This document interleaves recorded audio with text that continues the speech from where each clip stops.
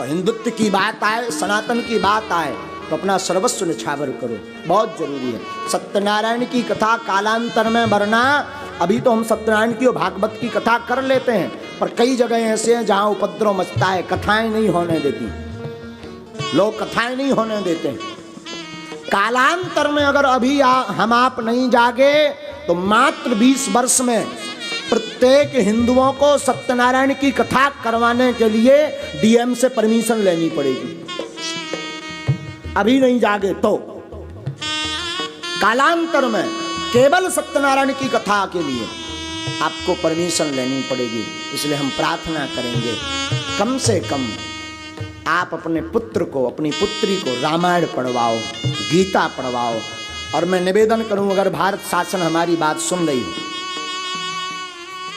अगर भारत शासन हमारी बात सुन रही हो तो मैं निवेदन करूं, कृपया करके पाठ्यक्रम में रामायण और गीता की पढ़ाई शुरू की जाए। और इस वीडियो को मैं निवेदन करूंगा काट करके ये शासन तक हमारी बात जरूर पहुंचाई जाए, क्योंकि आप अगर अपने बालक को, हम कहते हैं भारत को अगर विश्व गुरु बनाना है, देश को सुरक्षित रखना है, देश में अगर आनंद चाहिए तो राम जैसा बेटा चाहिए, और राम जैसा बेटा बनाना है तो अकबर महान है ये कहला करके, पढ़वा करके बेटा महान नहीं बनेगा, ना राम बनेगा। रामायण और गीता से ही राम के भाव उत्पन्न होंगे। हमें बुराई नहीं, अकबर के पाठ से हमें कोई बुराई नहीं, अकबर महान था या नहीं हमें इससे कोई बुराई, हमारे राम महान थे, हैं और रहेंगे, बस ये बात है। हमें बुराई नहीं है किसी से नहीं, हम किसी धर्म के कट्टरवादी भी नहीं हैं, बस अपने धर्म के आदी हैं, किसी धर्म के कट्टरवादी भी नहीं। सबके भगवान को हमारा प्रणाम, यथोचित प्रणाम, वंदन, नमन, पर अपने राम को नहीं छोड़ेंगे, ये तय है। जिसके जो जैसे भगवान हो हमें कोई दिक्कत नहीं, हमारा प्रणाम है। और आप पूछो कि आप प्रणाम क्यों कर रहे हैं, क्योंकि हमें तो सबके भगवान में अपना राम नजर आ रहा है, बस हो गया। हमें सबके भगवान में अपना राम नजर, तुम्हें नहीं आ रहा तो तुम अपने भगवान को खोद के फेंक दो, हमें तो आपके भगवान में राम नजर आ रहा है, हमारी अपनी मजबूरी है। और भारत 1947 में आजाद हो गया था, आजाद हिंदुस्तान के आजाद नागरिक की विचारधारा आजादी की स्वतंत्रता है। मैं प्रार्थना करूं भारत शासन से, अगर मेरी बात शिक्षा मंत्री और भारत के केंद्रीय शिक्षा मंत्री अगर सुने तो प्लीज आई रिक्वेस्ट यू, मेरी प्रार्थना है आप अपने पाठ्यक्रम में कृपा करके रामायण और गीता जरूर जोड़िए। रामायण गीता, अब आप पूछेंगे कि इससे फायदा क्या है, अगर आपने अपने पाठ्यक्रम में रामायण और गीता जोड़ दी, रामायण और गीता जोड़ दी, मुझे विश्वास है हमारा जब विद्यार्थी, हमारे देश का विद्यार्थी, हमारे देश का भविष्य युवा जब रामायण पढ़ेगा, राम के चरित्र को पढ़ेगा, राम के चरित्र में आया प्रात काल उठ कई रघुनाथा, मात पिता गुरु नाभई माथा, राम जी प्रातः काल उठ करके माता पिता को प्रणाम करते, वो पढ़ेंगे तो जीवन में अपनाएंगे, वो अपनाएंगे तो माता पिता जो दर बदर घूम रहे, जो वृद्धाश्रम भारत में बढ़ते जा रहे, उन पर रोक लग जाएगी। और वर्तमान में देश के लिए जहर है लव जिहाद। देश को अगर बचाना है तो रामायण और गीता जरूर पढ़ाओ, मेरी प्रार्थना है, निवेदन है। हमें किसी से कोई बुराई नहीं है, लेकिन मैं निवेदन करूं, ना भावनाओं से, ना भावनाओं से, न झूठे भाषण व गंदे काम से, ना भावनाओं से, न झूठे भाषण व गंदे काम से देश चलेगा तो गीता और रामायण से।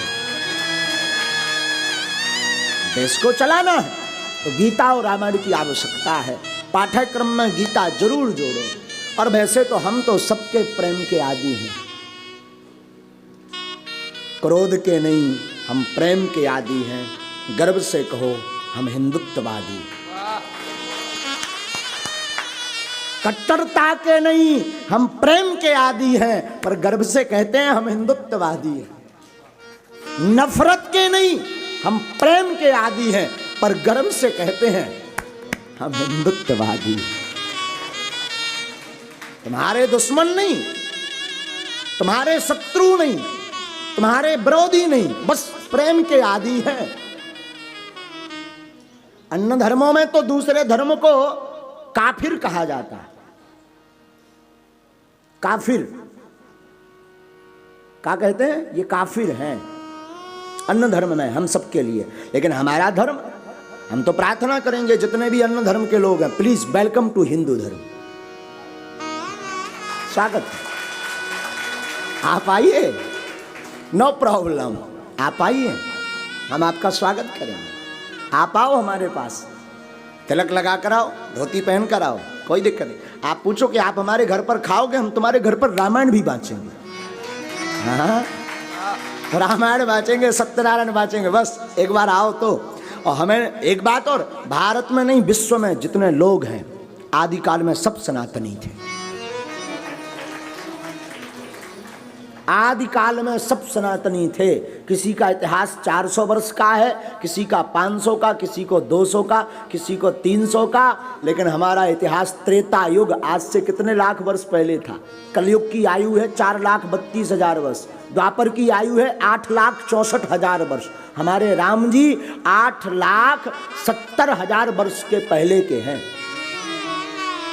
और इसके ज्यादा भी हो सकते हैं, तय नहीं हम कर रहे हैं। द्वापर युग के पहले के हैं, राम जी त्रेता युग के हैं। हाँ? तो इतने हमारे 8,64,000 70,000 वर्ष किसी के धर्म को हुआ, तो इसका मतलब सबसे पहले जितने भी संसार में जीव हैं लोग हैं वो क्या थे? सनातनी थे। बस वो तो भूल गए हैं, इनको समझाना जरूरी है। वो अपने आप को भूल गए, इसलिए तो हम कथा सुनाते हैं, हम कहते हैं सब सुनो। बड़ी बात तो यह है, बागेश्वर धाम से चारों धर्मों के लोग जुड़े, चारों धर्मों। वो हमको पूछते हैं महाराज कोई दिक्कत नहीं? उनका कोई दिक्कत नहीं, आ जाओ, क्या दिक्कत। अभी भी कहते हैं जो जो आना चाहते हो वेलकम। घर वापसी बहुत जरूरी है। आप सब भूल गए हो अपने आप को, पर असली में तुम्हारे दादाजी भी राम ही थे। हाँ, हम आज बोलते हैं ना, हमारे पिताजी जैसे बागेश्वर धाम है, अपने बाप का घर है ना बागेश्वर धाम।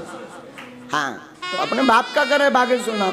इन जो भी विश्व में है, इनके बाप का घर भी अयोध्या था। हाँ, लेकिन ठीक है, कोई बात नहीं। लेकिन हम निवेदन करेंगे, हम प्रेम के, हम क्रोध के नहीं, हम प्रेम के आदि हैं, पर गर्व से कहते हैं हम हिंदुत्ववादी हैं। ये पाठ्यक्रम के लिए हम निवेदन कर रहे थे। इस वीडियो को जरूर, हमारी प्रार्थना है, अगर हमें सुन पा रहे हो, सुनेंगे, तो पाठ्यक्रम में गीता और रामायण। अकबर जुड़ सकते तो राम क्यों नहीं जुड़ सकते? अकबर महान हो सकता तो राम महान नहीं हो सकते? हाँ? अकबर भर महान हो सकता तो राम महान नहीं हो सकते? भगवान कृष्ण। हमारी प्रार्थना है कि इसको जरूर जोड़ा जाए। और हम किसी के प्रति नफरत नहीं रखते हैं। कोई ये मत सोचना कि महाराज जी नफरत रखते हैं ना, लेकिन अपना बचाव भी तो जरूरी है। हम किसी को पीटते नहीं है, पर खुद की रक्षा तो करना जरूरी है ना। और मैं हिंदुओं से भी यही प्रार्थना करूंगा, भाला तुम्हें किसी मारने के लिए, लेने के लिए नहीं हम कह रहे हैं, अपने पास तमंचा जरूर रखो, अपने पास भाला जरूर रखो। बहुत कट्टर बात है ये, अपने पास भाला रखो, हथियार रखो, मारने के लिए नहीं, रक्षा के लिए। मारना नहीं है, हाँ जरूरत लगे तो प्लीज, तुम्हें बाप की सौगंध है। हाँ, अब कोई आप अच्छा मैं प्रार्थना करूं, आपके पिताजी को कोई गाली बके, गंदा बोले कि तुम्हारे पिताजी काल्पनिक है, तुम तो बिना पिताजी के पैदा हो गए, तो अच्छा लगेगा या बुरा? तो हमारे राम हमारे बाप हैं, हमारे राम काल्पनिक कोई कहेगा, हमें अच्छा लगेगा या बुरा? तो ठोको।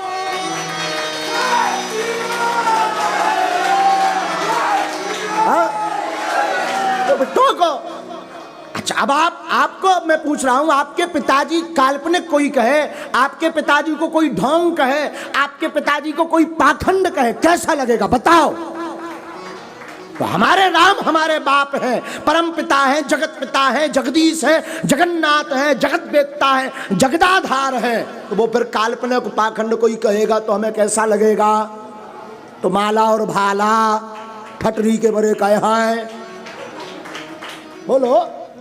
हम बुरा नहीं कहते, आप मत कहो ना, आप मत कहो हमारा भाला हमारी सुरक्षा के लिए।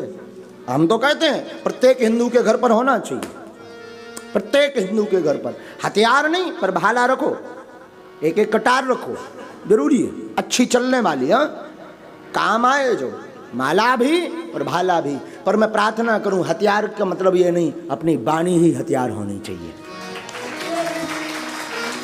तुम्हारा हथियार तुम्हारी वाणी हो, तुम्हारा हथियार तुम्हारी एकता हो, कि कोई एक उंगली उठाए और 100 हिंदुत्ववादी उसकी उंगली तोड़ दें तो दूसरे विचार भी ना कर पाए। वो प्रार्थना है हमारी, इसलिए निवेदन है हमारा कि आप सनातन के लिए जुड़ो। एकता की बहुत आवश्यकता, किसकी जरूरत है? एकता की बहुत आवश्यकता है, जगने की आवश्यकता। और बड़ा वर्तमान का विषय यह है कि हिंदू ही हिंदू का पैर खींच रहा। कुत्ता बामन नाऊ, जात देख गुर्राऊ। आप भी ब्राह्मणों का लग रहा हमें अवस्थी जी। कुत्ता बामुन नाऊ, जात देख। उसी प्रकार आजकल एक दूसरे की टांग खींचने पर लगे हैं, पर मैं प्रार्थना करूं एक दूसरे की टांग ना खींची जाए। अगर कोई सनातनी व्यक्ति सनातन का काम कर रहा है तो सपोर्ट किया जाए, किसी की बात नहीं पर सपोर्ट किया जाए।